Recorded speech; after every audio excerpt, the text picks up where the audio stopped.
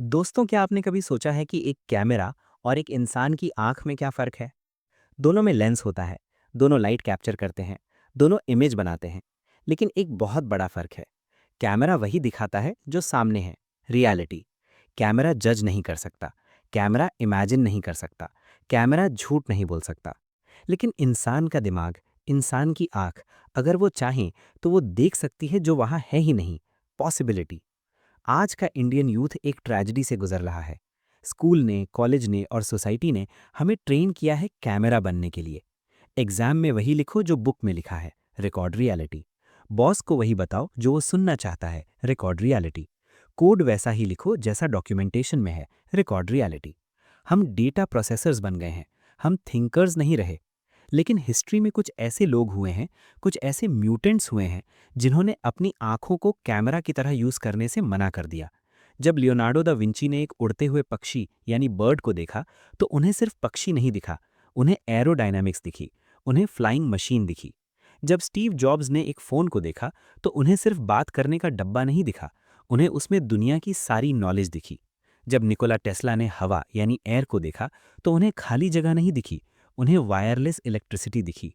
जब Pablo Picasso ने एक इंसान का चेहरा देखा, तो उन्हें सिर्फ दो आंखें और एक नाक नहीं दिखी, उन्हें उस इंसान के अंदर का केओस दिखा।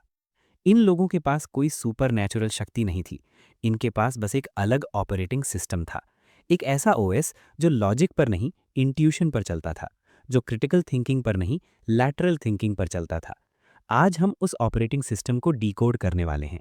आज हम दुनिया की 15 सबसे पावरफुल क्रिएटिविटी की किताबों को द वॉर ऑफ आर्ट से लेकर स्टील लाइक एन आर्टिस्ट तक और द क्रिएटिव एक्ट से लेकर लैटरल थिंकिंग तक निचोड़कर एक एल्गोरिदम बनाएंगे।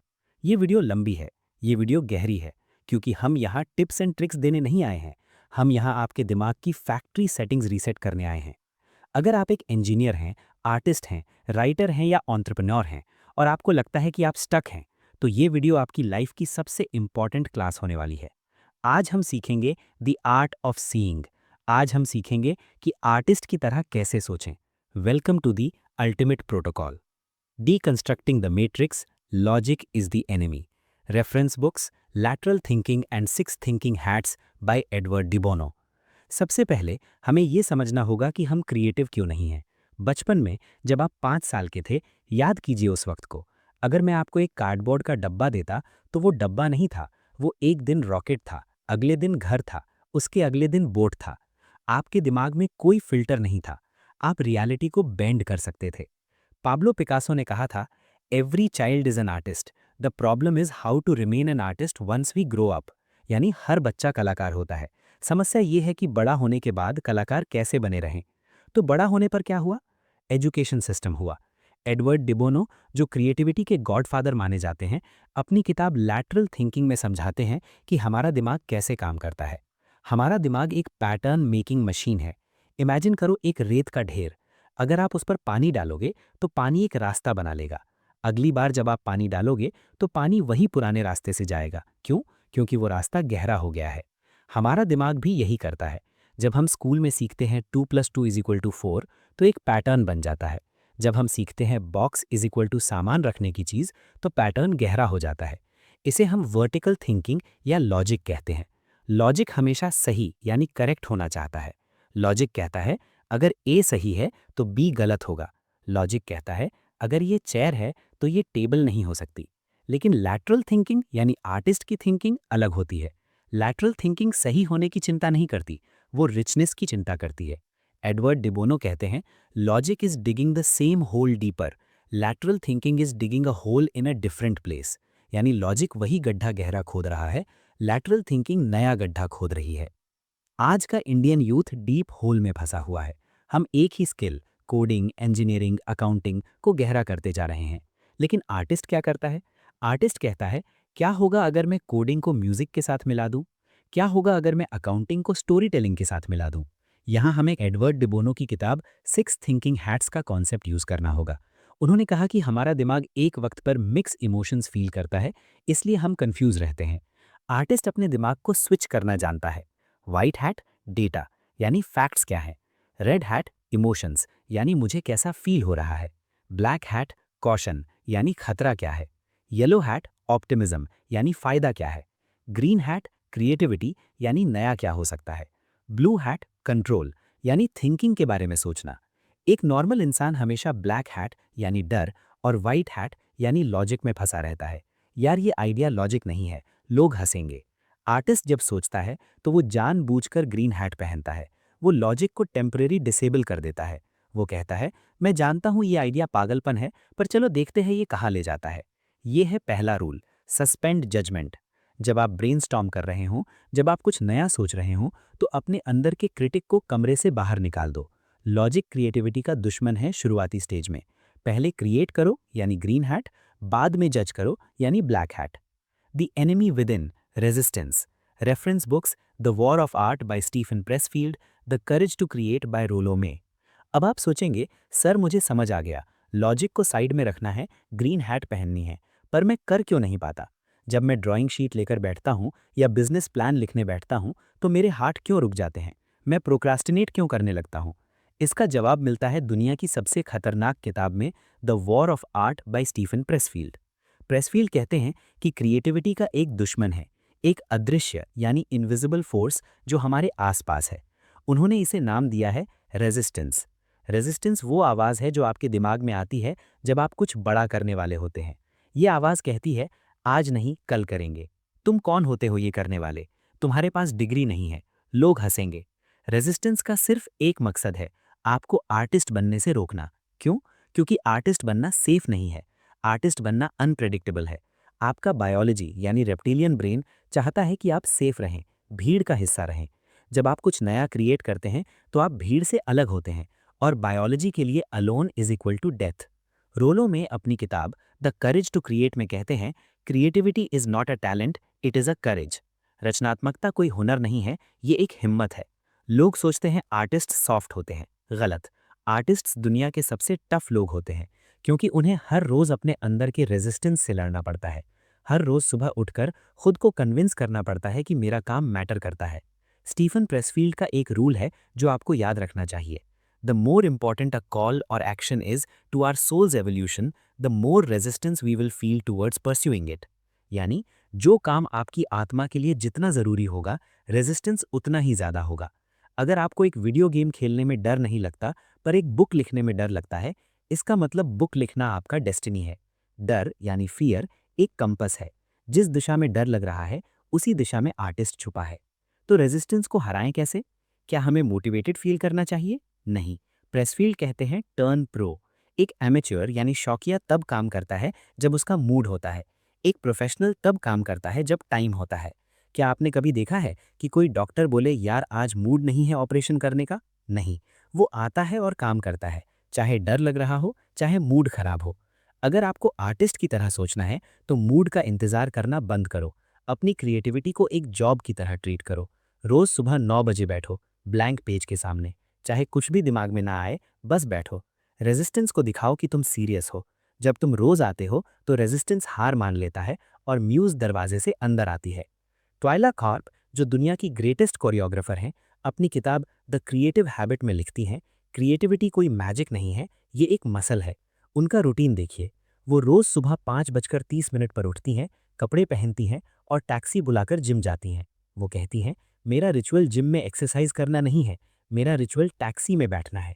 जैसे ही वो टैक्सी में बैठती हैं, उन्होंने रेजिस्टेंस को हरा दिया। उसके बाद का काम आसान है। Exercise for Indian youth. कल सुबह सिर्फ 15 मिनट के लिए फोन बंद, इंटरनेट बंद, एक प्लेन पेपर और पेन लो और कुछ भी ड्रॉ करो या लिखो। आपका दिमाग चीखेगा ये क्या टाइम वेस्ट है, पढ़ाई कर लो, रील्स देख लो। उस आवाज को सुनो, वो रेजिस्टेंस है। और फिर बोलो चुप, अभी मैं बॉस हूं। ये छोटी सी जीत आपके दिमाग के न्यूरल पाथवेज को रीराइट करना शुरू कर देगी। The art of seeing, breaking perception. Reference books the artist's way by Julia Cameron, drawing on the right side of the brain by Betty Edwards. अब हमने डर, रेजिस्टेंस को समझ लिया, लॉजिक को साइड में रख दिया। अब हमें सीखना है देखना, सीइंग। आप कहेंगे सर मैं तो सब देखता हूं, आंखें ठीक है मेरी। नहीं, आप लेबल देखते हैं, आप ऑब्जेक्ट नहीं देखते।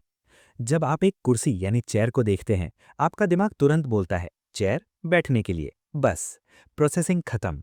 आपने उसकी शेप, उसकी शैडो, उसका टेक्सचर सब इग्नोर कर दिया, क्योंकि दिमाग एनर्जी बचाना चाहता है। लेबल्स ईजी होते हैं। पाब्लो पिकासो ने कहा था, I paint objects as I think them, not as I see them. Picasso ने रियलिटी को तोड़ना शुरू किया। उन्होंने सोचा, क्यों हम सिर्फ सामने का चेहरा बनाएं? इंसान साइड से भी तो दिखता है। उन्होंने एक ही पेंटिंग में सामने का नाक यानी नोज और साइड की आंख लगा दी। ये क्यूबिज्म था। उन्होंने 3D दुनिया को 2D में तोड़ मरोड़ दिया। उन्होंने दुनिया को बताया कि सच यानी ट्रूथ एक पर्सपेक्टिव नहीं होता, सच मल्टी डायमेंशनल होता है। जूलिया कैमरन अपनी किताब द आर्टिस्ट्स वे में एक टेक्निक देती हैं, आर्टिस्ट डेट। हफ्ते में एक बार अकेले किसी नई जगह जाओ, फोन घर पे छोड़ दो और बस देखो। एक पत्ते को देखो, उसकी नसों को देखो, एक दीवार के क्रैक को देखो। जब आप लेबल्स हटाते हैं, ये पत्ता है, ये दीवार है, तब आपको पैटर्न्स दिखने लगते हैं। बेटी एडवर्ड्स की किताब drawing on the right side of the brain में एक एक्सरसाइज है, अपसाइड डाउन ड्राइंग। अगर मैं आपको किसी इंसान का चेहरा ड्रॉ करने को बोलूं, आप गंदा ड्रॉ करोगे। क्यों? क्योंकि आपका लॉजिक ब्रेन बीच में आ जाएगा। वो बोलेगा आंख ऐसी होती है, नाक ऐसी होती है, वो सिंबल्स बनाएगा। लेकिन अगर मैं उस फोटो को उल्टा यानी अपसाइड डाउन कर दूं तो, और अब बोलूं ड्रॉ करो, आप बेटर ड्रॉ करोगे। क्यों? क्योंकि अब आपके लॉजिक ब्रेन को समझ नहीं आ रहा कि ये क्या है, वो कंफ्यूज हो गया है। अब वो चुप हो जाएगा और अब आपका आर्टिस्ट ब्रेन टेक ओवर करेगा। वो सिर्फ लाइंस और एंगल्स देखेगा, ये लाइन इधर जा रही है, ये कर्व उधर जा रहा है, और यही प्योर सीइंग है। Lesson for youth. जब आप कोई प्रॉब्लम सॉल्व कर रहे हो, कोडिंग, लाइफ, बिजनेस, तो प्रॉब्लम को उल्टा करके देखो। अगर सेल्स नहीं आ रही, तो ये मत सोचो सेल्स कैसे बढ़ाऊं, ये सोचो मैं ऐसा क्या करूं कि कस्टमर भाग जाए। Inverse thinking. जब आप क्वेश्चन को उल्टा करते हैं, तो लॉजिक ब्रेन क्रैश हो जाता है और क्रिएटिव ब्रेन सॉल्यूशंस देने लगता है। दोस्तों, अभी हमने सिर्फ सरफेस को खरपोचा है। हमने लॉजिक के जाल को समझा, रेजिस्टेंस के दुश्मन को पहचाना और देखने का नया तरीका सीखा। लेकिन असली मैजिक अब शुरू होगा। पार्ट 2 में हम चलेंगे 15th सेंचुरी इटली और 19th सेंचुरी अमेरिका। हम लियोनार्डो दा विंची और निकोला टेस्ला के दिमाग को हैक करेंगे। हम सीखेंगे कि कैसे लियोनार्डो ने साइंस और आर्ट को मिलाकर दुनिया बदल दी और कैसे टेस्ला ने फ्यूचर को अपने दिमाग में डाउनलोड किया। हम बात करेंगे द मेडिसी इफेक्ट और विजुअलाइजेशन की। तो चलते हैं इस वीडियो के पार्ट 2 में। The Medici effect, cross pollination. दोस्तों, अब हम चलते हैं 15th सेंचुरी इटली में, फ्लोरेंस शहर में। ये वो जगह है जहां रेनेसांस यानी पुनः जागरण शुरू हुआ था, जहां साइंस, आर्ट, बैंकिंग और फिलॉसफी सब एक साथ टकरा रहे थे। और इस तूफान के बीच में खड़ा था एक इंसान जिसे दुनिया का सबसे बड़ा थिंकर माना जाता है, लियोनार्डो द विंची। हमें लगता है लियोनार्डो बस एक पेंटर थे, मोनालिसा वाले। लेकिन अगर आप वॉल्टर आइजैक्सन की बायोग्राफी लियोनार्डो द विंची पढ़ेंगे, तो आपको पता चलेगा कि वो पेंटर नहीं थे, वो एक पॉलीमैथ थे। उनके लिए आर्ट और साइंस अलग अलग सब्जेक्ट्स नहीं थे, उनके लिए ये एक ही सिक्के के दो पहलू थे। लियोनार्डो सुबह एनाटमी पढ़ते थे। वो हॉस्पिटल्स जाते, डेड बॉडीज को चीरते, डाइसेक्ट करते और मसल्स और वेन्स को ड्रॉ करते। लोग पूछते, एक पेंटर को बॉडीज काटने की क्या जरूरत है? लियोनार्डो का जवाब सिंपल था, मैं स्माइल पेंट नहीं कर सकता जब तक मुझे ये ना पता हो कि स्माइल के पीछे कौन सी मसल काम कर रही है। शाम को वो वही साइंटिफिक नॉलेज यूज करके मोनालिसा की स्माइल पेंट करते, और वो स्माइल आज तक दुनिया की सबसे मिस्टीरियस स्माइल है। क्यों? क्योंकि वो सिर्फ पेंट नहीं है, वो बायोलॉजी और आर्ट का परफेक्ट मिक्सचर है। इसे कहते हैं the Medici effect. France Johansson अपनी किताब द मेडिसी इफेक्ट में एक्सप्लेन करते हैं कि दुनिया के सबसे बड़े आइडियाज़ वहाँ पैदा होते हैं जहाँ दो अलग फील्ड्स टकराती हैं, इंटरसेक्शन। जब बायोलॉजी मिलती है आर्किटेक्चर से, तो नए बिल्डिंग्स बनते हैं, बायोमिमिक्री। जब म्यूजिक मिलता है टेक्नोलॉजी से, तो आईपॉड बनता है। जब कुकिंग मिलती है केमिस्ट्री से, तो मॉलिक्यूलर गैस्ट्रोनॉमी बनती है। लियोनार्डो ने अपनी नोटबुक में एक लिस्ट बनाई थी, टू डू लिस्ट। उसमें लिखा था, मिलान का मैप ड्रॉ करना, ये पता लगाना कि वुडपेकर यानी कठफोड़वे की जीभ कैसी होती है, पानी के बहाव को यानी फ्लो को समझना, इंसान के जबड़े यानी जॉ की ताकत मैप करना। सोचो, एक पेंटर को वुडपेकर की जीभ से क्या लेना देना? लेकिन लियोनार्डो के लिए एवरीथिंग इज कनेक्टेड।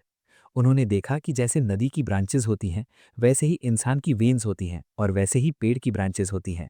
उन्होंने फ्लो का पैटर्न हर जगह देखा, और यही पैटर्न उन्होंने इंजीनियरिंग में यूज़ किया ताकि वो शहर के लिए कैनाल्स डिज़ाइन कर सकें। Lesson for Indian youth. आज का एजुकेशन सिस्टम हमें स्पेशलिस्ट बना रहा है। तुम इंजीनियर हो तो सिर्फ इंजीनियरिंग पढ़ो, तुम डॉक्टर हो तो सिर्फ मेडिसिन पढ़ो। लियोनार्डो कहते हैं, गो वाइड। अगर आप कोडर हैं तो सिर्फ पाइथन मत सीखो, साइकोलॉजी पढ़ो ताकि यूजर का दिमाग समझ सको। डिजाइन सीखो ताकि कोड सुंदर दिखे। म्यूजिक सीखो ताकि रिदम समझ सको। जब आप दो अलग चीजों को मिलाओगे तो जो स्पार्क्स निकलेंगे वही इनोवेशन है। स्टीव जॉब्स ने यही किया था। वो कॉलेज ड्रॉप आउट थे। उन्होंने कैलीग्राफी क्लास ज्वाइन की थी, राइटिंग स्टाइल। उस वक्त उसका कंप्यूटर से कोई लेना देना नहीं था। लेकिन 10 साल बाद जब वो मैकिन्टॉश बना रहे थे, उन्होंने वही कैलीग्राफी नॉलेज यूज करके कंप्यूटर में फॉन्ट्स डाले। अगर स्टीव जॉब्स ने वो क्लास नहीं ली होती तो आज हमारे कंप्यूटर्स में सुंदर फॉन्ट्स नहीं होते। हम आज भी बोरिंग टेक्स्ट देखे रहे होते। जॉब्स ने कहा था, technology alone is not enough. It's technology married with liberal arts, married with the humanities that yields us the result that makes a heart sing. अब हम चलते हैं 19th सेंचुरी अमेरिका में, जहां एक और आर्टिस्ट दुनिया बदलने की तैयारी कर रहा था। लोग उन्हें साइंटिस्ट कहते हैं, लेकिन वो साइंटिस्ट से कहीं ज्यादा थे। वो थे निकोला टेस्ला। टेस्ला के दिमाग का प्रोसेस नॉर्मल इंसान से बिल्कुल अलग था। नॉर्मल इन्वेंटर क्या करता है? वो पेपर लेता है, ड्राइंग बनाता है, फिर प्रोटोटाइप बनाता है, फेल होता है, फिर सुधरता है। Trial and error. टेस्ला कहते थे, trial and error is a waste of time. अपनी ऑटोबायोग्राफी माई इन्वेंशंस में टेस्ला लिखते हैं, जब मुझे कोई आइडिया आता है मैं उसे तुरंत बनाना शुरू नहीं करता, मैं उसे अपने दिमाग में बिल्ड करता हूँ। टेस्ला अपने दिमाग के अंदर अपनी इमेजिनेशन में पूरी मशीन बना लेते थे। वो उस मशीन को ऑन करते थे दिमाग में, वो उसे मशीनों तक चलाते थे। वो चेक करते थे, क्या गियर घिस रहा है, क्या साउंड आ रही है, क्या वाइब्रेशन है। वो उस मशीन को मॉडिफाई करते थे, और जब वो फाइनली श्योर हो जाते थे कि मशीन परफेक्ट है, तब वो लैब में जाकर उसे बनाते थे। और मैजिक ये था कि वो मशीन 100% वैसे ही काम करती थी जैसा उन्होंने सोचा था। No errors, no adjustments. इसे कहते हैं विजुअलाइजेशन बियॉन्ड रेजोल्यूशन। टेस्ला कहते थे, my brain is only a receiver. In the universe there is a core from which we obtain knowledge, strength and inspiration. यानी मेरा दिमाग सिर्फ एक रिसीवर है। यूनिवर्स में कोर है जहां से नॉलेज, स्ट्रेंथ और इंस्पिरेशन आती है। उन्होंने हवा को देखा और सोचा, ये खाली जगह नहीं है, ये एनर्जी से भरी हुई है। और उन्होंने वायरलेस इलेक्ट्रिसिटी का कॉन्सेप्ट ढूंढ लिया। लेकिन ये पावर आती कहाँ से है? टेस्ला का एक सीक्रेट वेपन था, सॉलिट्यूड, अकेलापन। टेस्ला ने कभी शादी नहीं की, वो अकेले रहते थे। वो कहते थे, the mind is sharper and keener in seclusion and uninterrupted solitude. Be alone, that is the secret of invention. Be alone, that is when ideas are born. आज का यूथ फोमो यानी फियर ऑफ मिसिंग आउट का शिकार है। हमें हर वक्त दोस्तों के साथ रहना है, फोन चेक करना है, हम अकेलेपन से डरते हैं। लेकिन टेस्ला कहते हैं, solitude is your best friend. जब आप अकेले होते हैं, जब बाहर का शोर यानी नॉइज बंद होता है, तब आप अपने अंदर की आवाज सुन पाते हैं। तब आपका दिमाग रिसीवर बनता है। Exercise for Indian youth. क्या आप अपने दिमाग में एक मूवी चला सकते हैं? ट्राई करो। आंखें बंद करो, अपने हाथ में एक नींबू इमेजिन करो, उसका येलो कलर देखो, उसका टेक्सचर फील करो, खुरदुरा। अब उसे काटो, उसमें से जूस निकलते हुए देखो। अब उसे अपने मुंह में निचोड़ो। क्या आपके मुंह में पानी आया? अगर हाँ, तो आपने अभी अभी टेस्ला टेक्निक यूज की। आपने रियलिटी क्रिएट की जो वहां थी ही नहीं। आर्टिस्ट यही करता है, वो फ्यूचर को विजुलाइज करता है। जो वॉल्ट डिज्नी ने डिज्नीलैंड बनाया तो लोगों ने कहा ये इम्पॉसिबल है, लेकिन डिज्नी ने कहा मैंने इसे पहले ही देख लिया है। उन्होंने डिज्नीलैंड को अपने दिमाग में इतनी बार घुमाया था कि रियलिटी में बनाना बस एक फॉर्मेलिटी थी। तो अगर आपको आर्टिस्ट की तरह सोचना है तो सपने देखना बंद मत करो। लोग कहेंगे मुंगेरी लाल के हसीन सपने, कहने दो। टेस्ला ने भी सपने देखे थे, डा विंची ने भी सपने देखे थे, और आज हम उन्हीं के सपनों की दुनिया में जी रहे हैं। दोस्तों, हमने क्रॉस पॉलिनेशन यानी द मेडिसी हैक सीख लिया, हमने विजुअलाइजेशन यानी टेस्ला टेक्निक सीख लिया, लेकिन अभी कहानी बाकी है। अभी हमें सीखना है कि आइडियाज को चोरी कैसे करें यानी स्टील लाइक एन आर्टिस्ट, और हमें सीखना है कि फ्लो स्टेट में कैसे जाएं जहां टाइम गायब हो जाता है। पार्ट 3 में हम मिलेंगे ऑस्टिन क्लियन और मिहाइली सेक्सेंट मिहाइली से। हम सीखेंगे कि ओरिजिनलिटी एक मिथ है, और हम सीखेंगे कि कैसे आप अपने काम में इतना खो सकते हैं कि दुनिया गायब हो जाए। दोस्तों, क्या आपको लगता है कि दुनिया में कोई भी आइडिया ओरिजिनल होता है? क्या आपको लगता है कि स्टीव जॉब्स ने आईफोन 0 से बनाया था, या पिकासो ने पेंटिंग का नया स्टाइल हवा से पैदा किया था? अगर आपका जवाब हाँ है, तो आप एक बहुत बड़े झूठ में जी रहे हैं। आज हम उस झूठ का पर्दाफाश करेंगे। आज हम सीखेंगे कि कैसे दुनिया के सबसे बड़े आर्टिस्ट, सबसे बड़े इन्वेंटर्स और सबसे बड़े बिलियनर्स असल में दुनिया के सबसे बड़े चोर हैं। लेकिन वो पैसे नहीं चुराते, वो आइडियाज चुराते हैं, और इस प्रोसेस को ऑस्टिन क्लियोन अपनी लेजेंडरी किताब स्टील लाइक एन आर्टिस्ट में कहते हैं, क्रिएटिव थेफ्ट। हमें बचपन से सिखाया गया है कि नकल करना बुरी बात है, कॉपी करना चीटिंग है, लेकिन आर्टिस्ट का दिमाग अलग तरह से काम करता है। आर्टिस्ट जानता है कि नथिंग कम्स फ्रॉम नोवेयर, कुछ भी कहीं से नहीं आता। हर नया आइडिया पुराने आइडियाज का एक रीमिक्स होता है। साइंस कहती है कि हमारा दिमाग नया डेटा क्रिएट नहीं कर सकता, वो सिर्फ पुराने डेटा को कंबाइन कर सकता है। जब आप कहते हैं कि कोई चीज़ ओरिजिनल है, तो इसका मतलब बस ये है कि आपको उसका सोर्स नहीं पता, आपने उसकी चोरी पकड़ी नहीं है। स्टीव जॉब्स, जो क्रिएटिविटी के भगवान माने जाते हैं, उन्होंने बड़े गर्व से पैब्लो पिकासो का एक कोट यूज किया था, good artists copy, great artists steel. यानी अच्छे कलाकार कॉपी करते हैं, महान कलाकार चुराते हैं। इसका मतलब क्या है? जब एक बैड आर्टिस्ट कॉपी करता है तो वो सिर्फ ऊपर की शक्ल कॉपी करता है, वो नकल करता है। लेकिन जब एक ग्रेट आर्टिस्ट चुराता है तो वो उस आइडिया की आत्मा को चुराता है, वो उसके पीछे की थिंकिंग को चुराता है। स्टीव जॉब्स ने माउस और ग्राफिकल यूजर इंटरफेस यानी जीयूआई खुद इन्वेंट नहीं किया था। उन्होंने ये आइडिया जेरोक्स पार्क की लैब में देखा था। जेरोक्स वालों को पता ही नहीं था कि उनके पास क्या है। जॉब्स वहां गए, उन्होंने ये आइडिया देखा और कहा ये फ्यूचर है। उन्होंने ये आइडिया चुराया, उसे पॉलिश किया, उसे बेटर बनाया और दुनिया को मैकिन्टॉश दिया। अगर जॉब्स ने वो चोरी नहीं की होती तो आज हम कंप्यूटर पर टाइप कमांड्स लिख रहे होते। तो अगर आपको आर्टिस्ट की तरह सोचना है तो ओरिजिनल बनने का बोझ अपने सर से उतार फेंको। ये ईगो है, ये डर है। इसके बजाय एक कलेक्टर बनो, अपने दिमाग को एक बैंक बनाओ। ऑस्टिन क्लियोन कहते हैं, you are the sum of your influences. आप वही चीज़ों का जोड़ हैं जो आपने देखी हैं। अगर आपका इनपुट कचरा है तो आपका आउटपुट कचरा ही होगा। Garbage in garbage out. एक आर्टिस्ट सुबह उठता है तो वो न्यूज़ नहीं देखता, वो हिस्ट्री पढ़ता है, वो पुराने म्यूजिक सुनता है, वो नेचर को देखता है, वो ढूंढता है कि मैं कहाँ से चुरा सकता हूँ। कोबे ब्रायंट, जो बास्केटबॉल के लेजेंड थे, उन्होंने कहा था कि उन्होंने अपना हर मूव पुराने प्लेयर से चुराया था। उन्होंने माइकल जॉर्डन के वीडियोस फ्रेम बाय फ्रेम देखे, उनके मूव्स कॉपी किए और उनमें अपना थोड़ा सा मसाला डाल दिया। Result, the black mamba. अपनी लाइफ में एक स्वाइप फाइल बनाओ। ये कॉन्सेप्ट कॉपीराइटर्स यूज करते हैं। जब भी कोई अच्छा आइडिया दिखे, कोई अच्छी लाइन पढ़ो, कोई सुंदर डिजाइन देखो, उसे स्क्रीनशॉट लो और एक फोल्डर में डाल दो, उसे अपनी डायरी में लिख लो। जब आप खाली बैठे होंगे, जब दिमाग ब्लैंक होगा, तब वो स्वाइप फाइल खोलो। वहां आपको हजारों चोरी किए हुए आइडियाज मिलेंगे जो आपके नए आइडिया का रॉ मटेरियल बनेंगे। याद रखिए, creativity is just connecting things. दो पुरानी चीजों को जोड़ो और एक नई चीज पैदा करो। यही एवोल्यूशन है, यही आर्ट है। अब हम क्रिएटिविटी के दूसरे सबसे गहरे राज पर चलते हैं। एक ऐसी स्टेट, एक ऐसा जोन जहां आर्टिस्ट इंसान नहीं रहता, वो भगवान बन जाता है, जहां टाइम गायब हो जाता है, जहां भूख और प्यास मिट जाती है। इस स्टेट को मिहाइली मिहाइली अपनी किताब फ्लो में कहते हैं, द फ्लो स्टेट। क्या आपके साथ कभी ऐसा हुआ है कि आप कोई गेम खेल रहे हों या कोई कोड लिख रहे हों या पेंटिंग कर रहे हों और अचानक आपने घड़ी देखी तो पता चला कि 4 घंटे बीत गए? आपको लगा सिर्फ 15 मिनट हुए हैं। ये क्या था? ये आपके दिमाग का ऑप्टिमल परफॉर्मेंस मोड था। इस वक्त आपका दिमाग 100% कैपेसिटी पर चल रहा था। मिहाइली ने 25 साल तक दुनिया के सबसे सक्सेसफुल लोगों को स्टडी किया, surfers, chess players, musicians, surgeons. उन्होंने पूछा कि आपको सबसे ज़्यादा मज़ा कब आता है? सबने एक ही बात बोली, जब मैं काम में इतना खो जाता हूं कि मैं गायब हो जाता हूं। न्यूरोसाइंस में इसे ट्रांजिएंट हाइपोफ्रंटैलिटी कहते हैं। इसका मतलब ये है कि आपके दिमाग का वो हिस्सा जो सोचता है, जो जज करता है, जो डरता है, प्रीफ्रंटल कॉर्टेक्स, वो थोड़ी देर के लिए शट डाउन हो जाता है। जब आप फ्लो में होते हैं तो आपका इनर क्रिटिक, यानी वो आवाज जो कहती है तुमसे नहीं होगा, चुप हो जाता है। आपके दिमाग में सिर्फ एक्शन बचता है। एक्शन और अवेयरनेस एक हो जाते हैं। निकोला टेस्ला जब अपनी मशीन्स विजुलाइज करते थे, वो फ्लो में होते थे। डा विंची जब पेंटिंग करते थे, वो फ्लो में होते थे। ये वो जगह है जहां से जीनियस आइडियाज डाउनलोड होते हैं। लेकिन सवाल ये है कि फ्लो में कैसे जाएं? क्या हम इसे ऑन डिमांड ट्रिगर कर सकते हैं?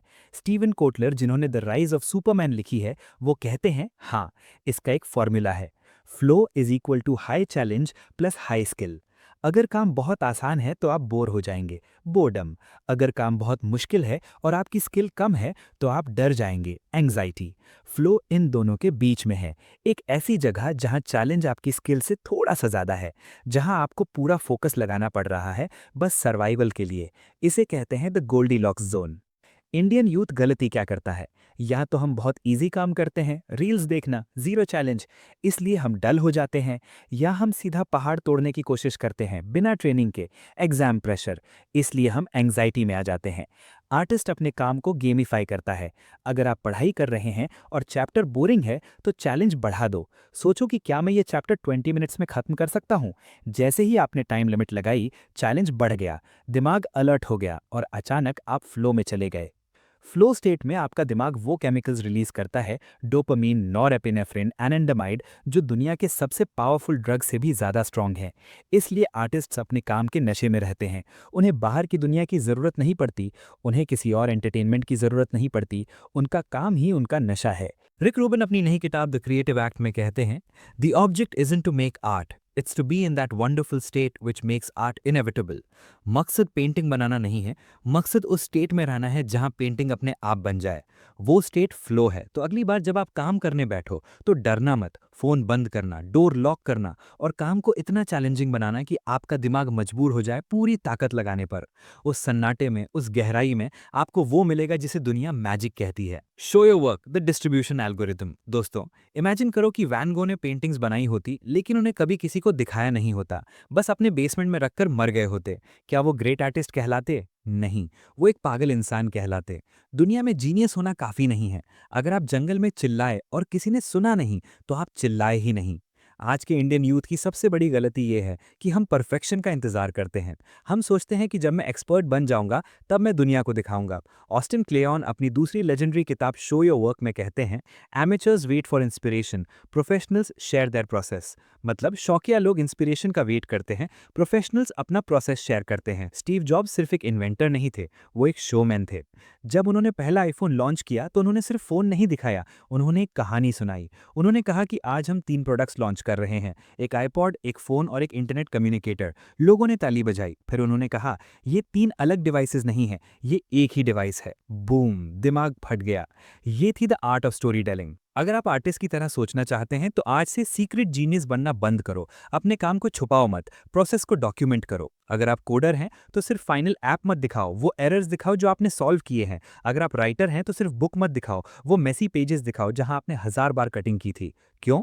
क्योंकि इंसान प्रोडक्ट से कनेक्ट नहीं होता, इंसान संघर्ष से कनेक्ट होता है। जब लोग आपका स्ट्रगल देखते हैं वो आपके फैन बन जाते हैं।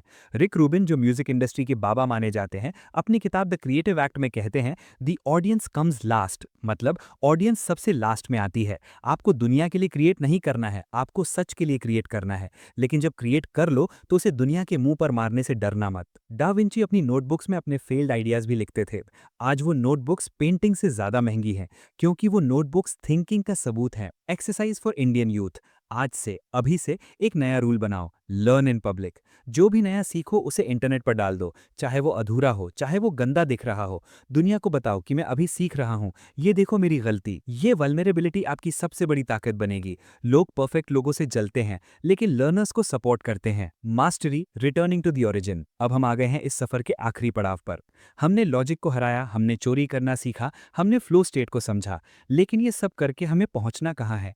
क्या हमें सक्सेसफुल बनना है, रिच बनना है? नहीं, आर्टिस्ट का आखिरी मकसद होता है मास्टरी। रॉबर्ट ग्रीन, जिन्होंने 48 लॉज ऑफ पावर लिखी है, उनकी सबसे गहरी किताब है मास्टरी। ग्रीन कहते हैं कि हर इंसान के अंदर एक इनर फोर्स होती है, एक डेस्टिनी होती है। बचपन में आपको पता था वो क्या है, किसको म्यूजिक पसंद था, किसको मशीन्स खोलना पसंद था, किसको ड्रॉ करना पसंद था। लेकिन फिर दुनिया ने शोर मचाया कि इसमें पैसा नहीं है, इंजीनियर बन जाओ, और आपने उस आवाज को दबा दिया। मास्टरी का पहला स्टेप है रिटर्न टू द ओरिजिन। वापस शुरुआत पर जाओ। अपने अंदर के उस बच्चे को ढूंढो जो बिना किसी रिवॉर्ड के काम करता था, वही आपका आर्टिस्ट है। जब आप उस काम को वापस पकड़ते हैं और उसमें 10,000 घंटे लगाते हैं तो आपका दिमाग बदल जाता है। आपका दिमाग द डिमेंशनल माइंड बन जाता है। ये वो दिमाग है जो एल्बर्ट आइंस्टाइन का था। आइंस्टाइन ने रिलेटिविटी की थ्योरी मैथ से नहीं निकाली थी। उन्होंने सोचा कि अगर मैं लाइट की किरण पर बैठकर ट्रैवल करूं तो यूनिवर्स कैसा दिखेगा। उन्होंने बचपन की तरह इमेजिन किया। आर्थर कॉस्टलर अपनी किताब द एक्ट ऑफ क्रिएशन में इसे बाइसोसिएशन कहते हैं। जब आप एक प्रॉब्लम को 2 अलग अलग डिमेंशन से देखते हैं, एक आर्टिस्ट कभी भी बोर्ड नहीं होता। उसके लिए एक टूटा हुआ कप भी इंटरेस्टिंग है, एक गिरता हुआ पत्ता भी फिजिक्स का लेसन है। मास्टरी का मतलब है दुनिया को वैसा देखना जैसा वो असल में है, एक इन्फिनिट पजल। दोस्तों, ये सिर्फ वीडियो नहीं थी, ये एक सॉफ्टवेयर अपडेट था। हमने आज आपके दिमाग से लॉजिक का पुराना वर्जन डिलीट किया है और क्रिएटिविटी का नया ओएस इंस्टॉल किया है। लेकिन याद रखना, सॉफ्टवेयर तब तक काम नहीं करता जब तक आप रन बटन ना दबाएं। आप इस वीडियो को बंद करके वापस अपनी बोरिंग लाइफ में जा सकते हैं, वापस कैमरा बन सकते हैं जो सिर्फ डेटा रिकॉर्ड करता है, या फिर आप आंख यानी कि आय बन सकते हैं। आज की बात, जब आप सड़क पर चलें तो सिर्फ ट्रैफिक मत देखिएगा, पैटर्न्स देखिएगा। जब आप कोड लिखें तो सिर्फ सिंटैक्स मत लिखिएगा, पोएट्री लिखिएगा। जब आप फेल हों तो रोना मत, शो योर वर्क करना। और जब डर लगे, जब रेजिस्टेंस आपसे बोले तुमसे नहीं होगा, तो उस डर की आंखों में देखकर मुस्कुराना और कहना, मैं आर्टिस्ट हूं, मैं डरता नहीं, मैं क्रिएट करता हूं। आपका दिमाग सिर्फ सर्वाइवल के लिए नहीं बना है, ये क्रिएशन के लिए बना है। आप एक मशीन नहीं, आप एक क्रिएटर हैं। उठो, अपना कैनवस उठाओ, चाहे वो लैपटॉप हो, स्केचबुक हो या बिजनेस प्लान हो, और अपनी रियलिटी को पेंट करो। क्योंकि जैसा रिक रूबिन कहते हैं, the universe is not static, it is a constant act of creation and you are part of it. जाओ और कुछ ऐसा बनाओ जो इस दुनिया ने पहले कभी नहीं देखा। Keep creating. जय हिंद।